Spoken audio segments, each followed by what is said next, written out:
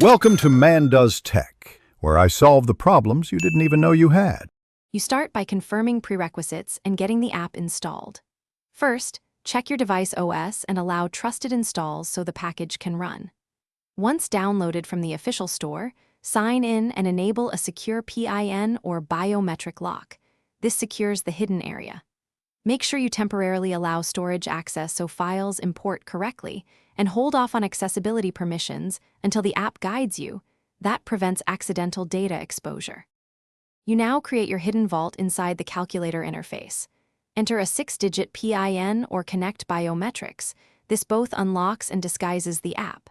After unlocking, import media and documents into folders and add tags for quick search. This improves retrieval and keeps things tidy. Next, enable decoy mode and set an auto-lock timer so timing prevents accidental access. Finally, turn on encrypted cloud backup. Once done, your files are protected off-device as well. You finish by learning everyday use and a quick recovery plan. Enter the calculator PIN to open the vault. When you need plausible deniability, enable the decoy profile that shows harmless content. Make it a habit to export encrypted backups periodically and keep the app updated so security patches apply. If you ever get locked out, use the recovery email or follow the app's restore workflow.